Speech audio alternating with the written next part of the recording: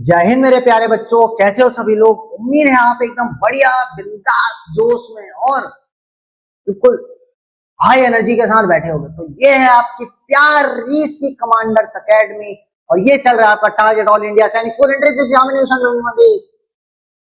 तो बच्चों हम क्या पढ़ रहे थे, हम पढ़ रहे थे रेशियो एंड प्रपोर्शन। तो कैसा रहा कल का वीडियो? मजा आई होगी बिल्कुल एकदम। उम्मीद तो है भाई, मजा तो आई होगी क्योंकि इंटरेस्टिंग चैप्टर है, बहुत बहुत ज्यादा इंटरेस्टिंग है और बहुत ज्यादा वेटेज है चैप्टर का, बहुत ज्यादा भारी भरकम चैप्टर है, बहुत ज्यादा भारी। तो इसके बहुत चले तुम दब ना जाओ, बस इतना भारी चैप्टर है। तो बच्चों हम पढ़ रहे थे ratio and proportion. Ratio and proportion पढ़ रहे थे, एक लेक्चर ऑलरेडी हो गया है। तो आज क्या है, आज स्पेशल क्या है? आज स्पेशल है और अलग अलग कॉन्सेप्ट है और कुछ क्वेश्चन है। क्या स्पेशल लोगे मैथ्स में? वैसे ही मैथ्स इतना बोरिंग होता है और क्या स्पेशल लोगे हैं? देखो एक क्वेश्चन ही मान लो, चलो क्वेश्चन ही मान लो, क्वेश्चन मान लो नहीं, क्वेश्चन ही है। चलो, in a class there are 50 students out of which 14 likes cricket. एक सेकंड, ओके हाँ, in a class there are 50 students out of which 14 like cricket. एक क्लास है जहां 50 बच्चे हैं, एक क्लास है जहां 50 बच्चे हैं। उन 50 बच्चों में से 14 बच्चों को क्रिकेट पसंद है। वो है विराट कोहली के फैन, विराट कोहली रोहित शर्मा के फैन, है ना। और 8 बच्चों को बास्केटबॉल पसंद है, 8 लोगों को बास्केटबॉल पसंद है, 18 लोग को फुटबॉल पसंद है। भाई मेसी रोनाल्डो के फैन होंगे, है ना, मेसी रोनाल्डो के फैन होंगे। अच्छा, और 10 को भाई बैडमिंटन पसंद है, 10 तो भाई बैडमिंटन पसंद है। पीवी सिंधु के फैन होंगे। हाँ, कुछ नहीं आया, पीवी सिंधु, हाँ बहुत बढ़िया। तो वो पीवी सिंधु के फैन है 10 लोग। अच्छा, अब देखो एक क्लास है, मैंने बोला जहां 50 बच्चे हैं, एक क्लास है, एक कक्षा है, कक्षा वहां 50 बच्चे हैं। इन 50 में से क्रिकेट वाले, बास्केटबॉल वाले,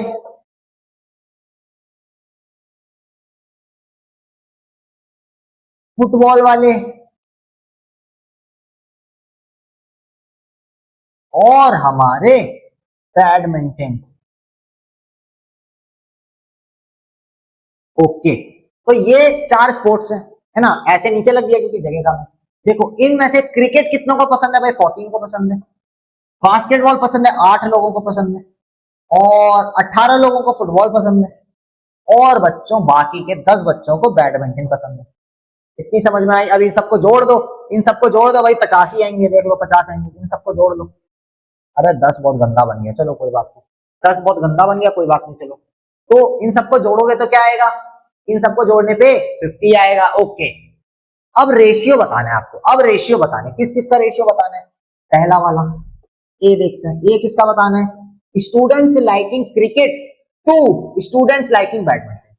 रेशियो बताना है students liking cricket to students liking badminton. अब क्रिकेट कितनों को पसंद है? क्रिकेट पसंद है सर 14 लोगों को। क्रिकेट का 14 रेशियो किसके लिए? बैडमिंटन। बैडमिंटन पसंद है सर 10 को।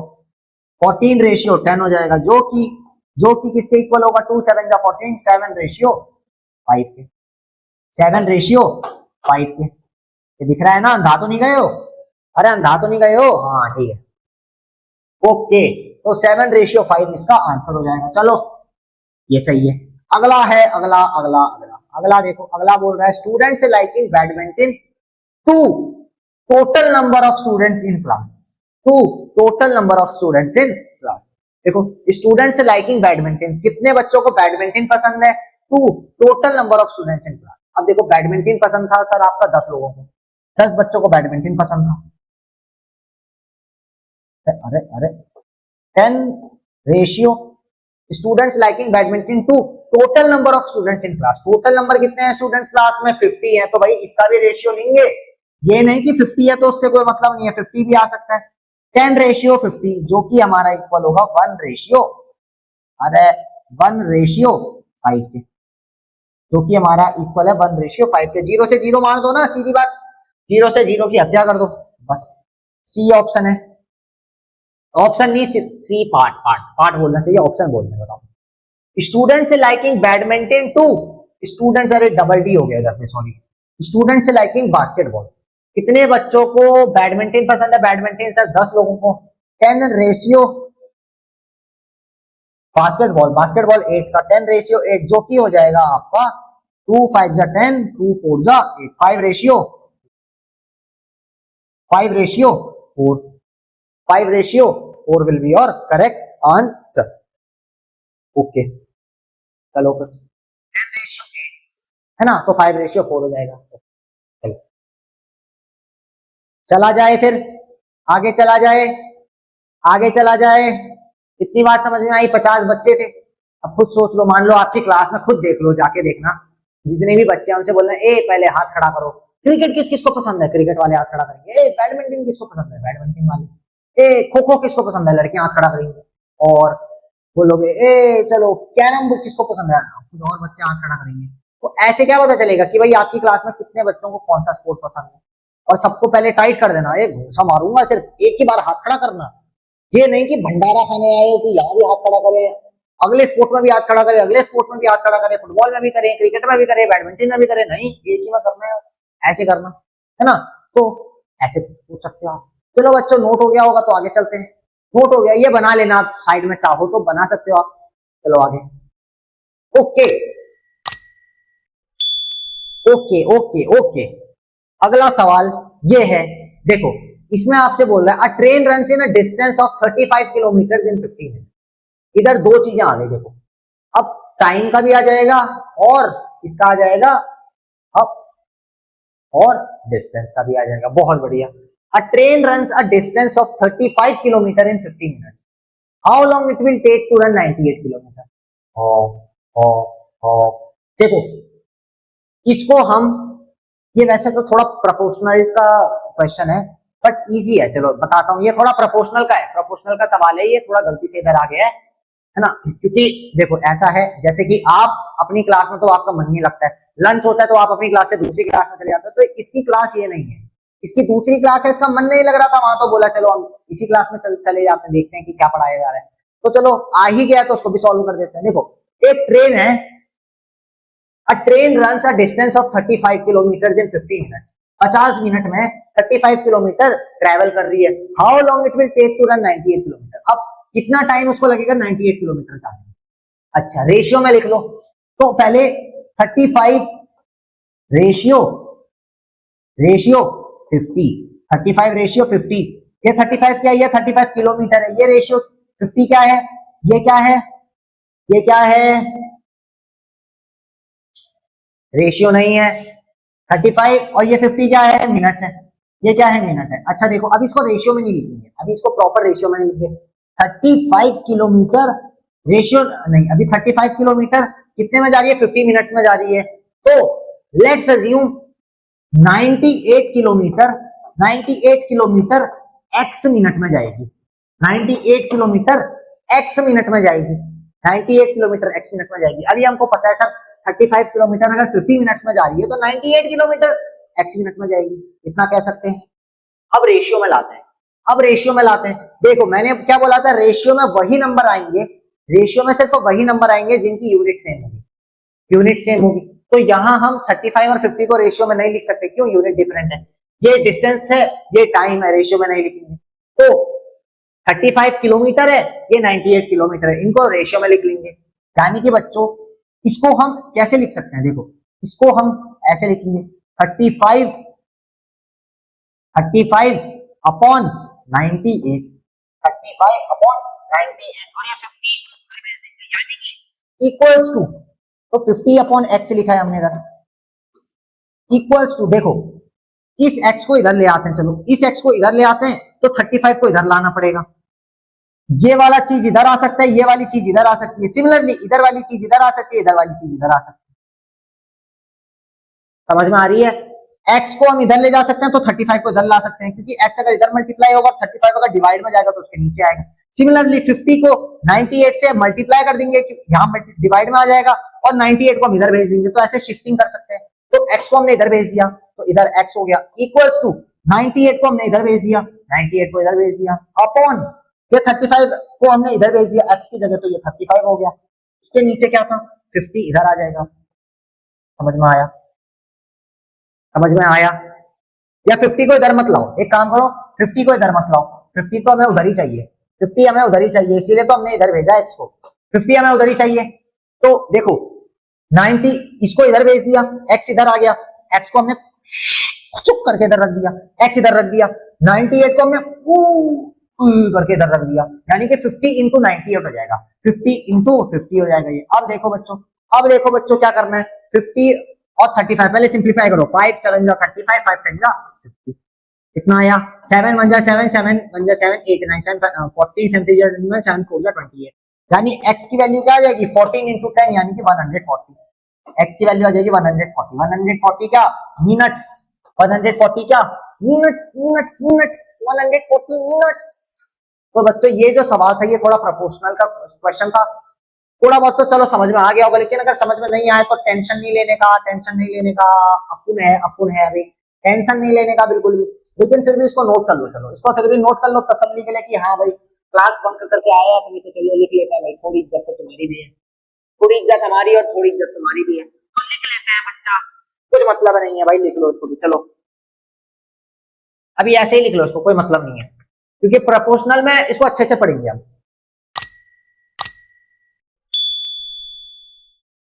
थोड़ा सा प्रिंटिंग मिस्टेक हुई है इसीलिए इधर आ गया, नहीं तो उसको लपड़ मार के उधर ही भेजते अभी, चलो कोई बात नहीं।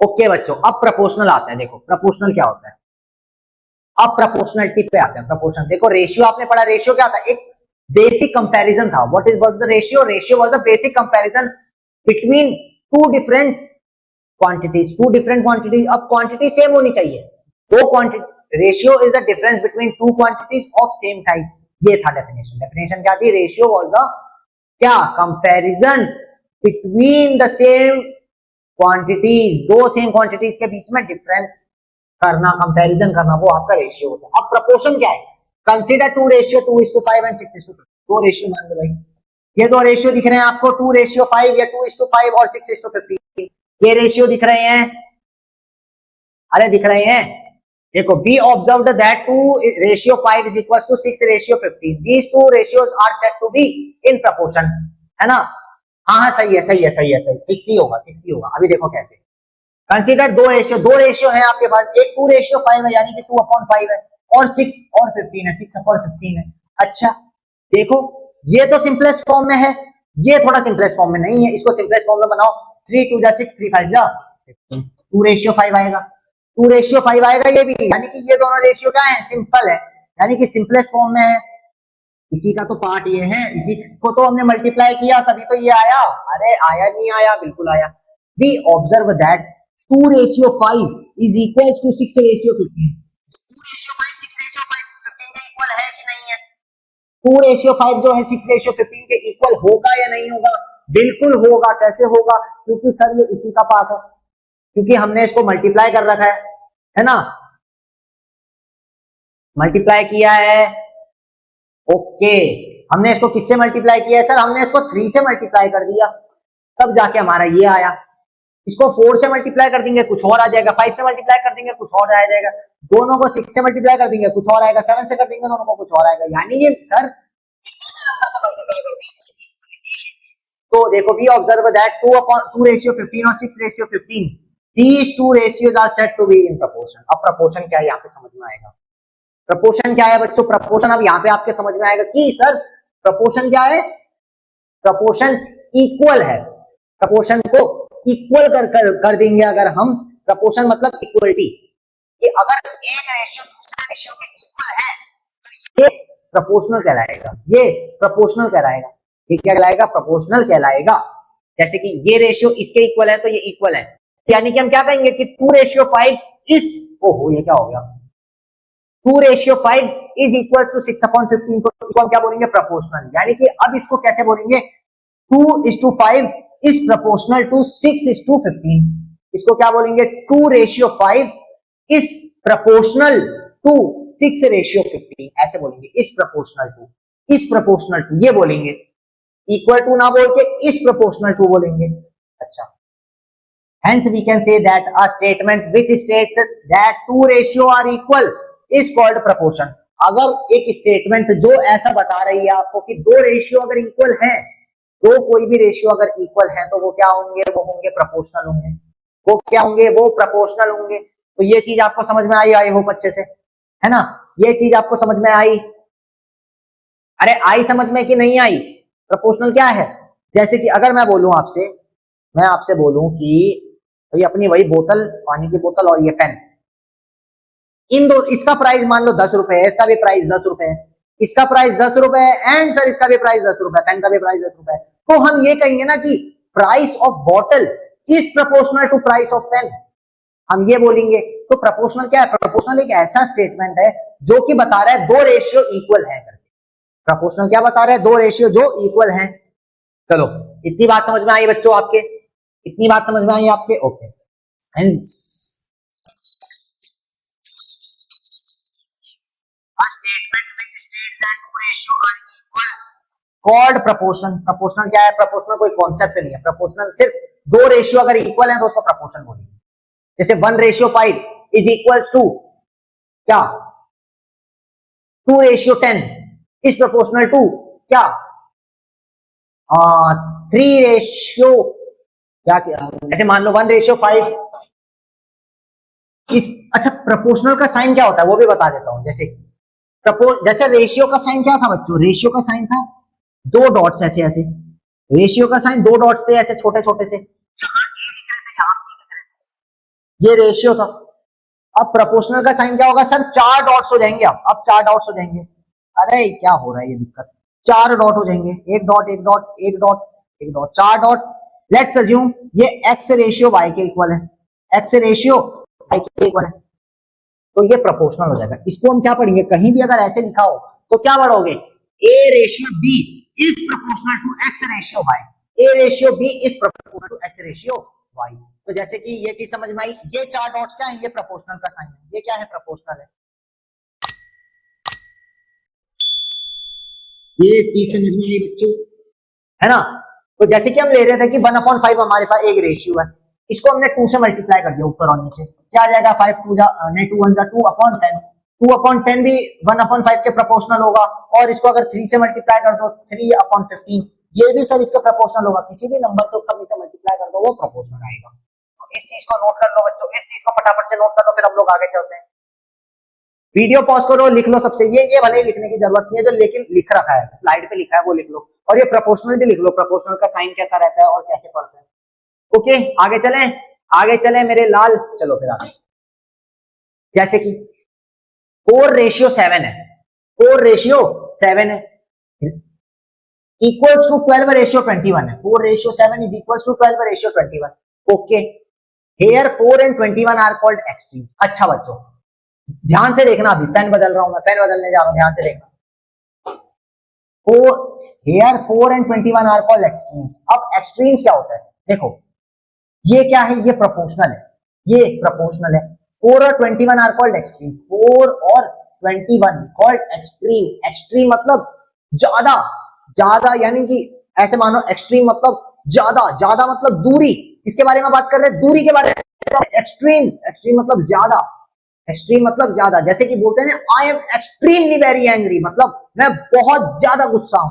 तो एक्सट्रीम मतलब दूर, एक्सट्रीम मतलब दूर। अच्छा दूर, एक्सट्रीम मतलब दूर या ज्यादा। अब ज्यादा दूर, अब ज्यादा है, कोई चीज ज्यादा है तो ये क्या हो गया? दूर हो गई। तो मान लो कि दूर वालों को क्या बोलेंगे? एक्सट्रीम बोलेंगे। And 7 and 12 are called means.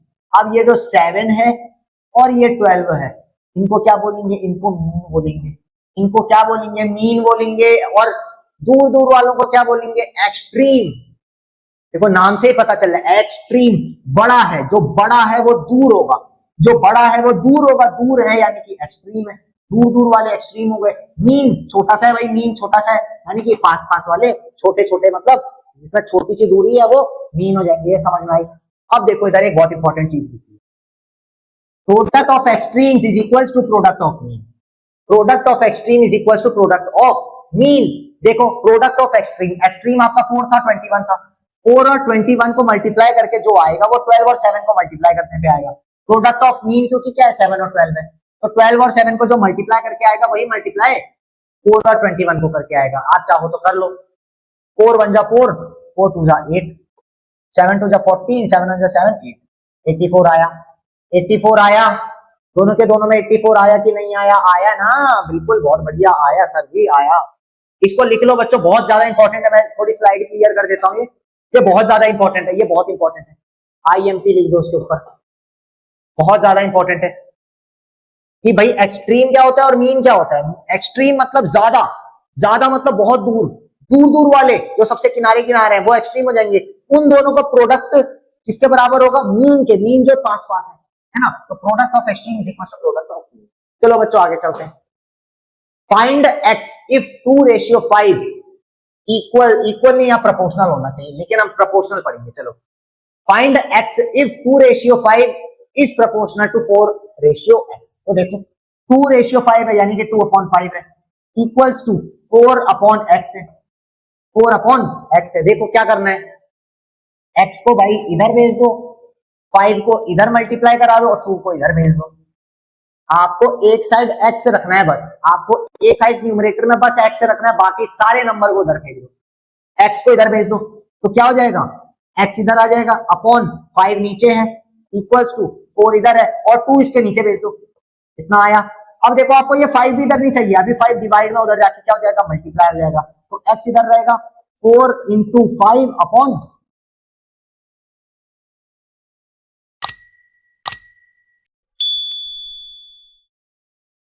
ये आंसर आ जाएगा। क्या आंसर आएगा? 10 आंसर आ जाएगा, 10 आंसर आ जाएगा, है ना। तो x की जगह हम 10 लिख देंगे। अब देखो वही चीज जो हमने लगाई थी, product of extreme is equal to product of mean. Extreme लगाओ, एक्सट्रीम वालों को मल्टीप्लाई करो, 10 × 2 20 equals to product of mean, 5 × 4 ये भी 20 आता है। देखो मतलब आपकी जो ये x की वैल्यू आई है ना बच्चों, ये बिल्कुल सही आई है, यानी कि आपकी x की जो वैल्यू आई है प्रोपोर्शनल से, वो बिल्कुल सही आई है।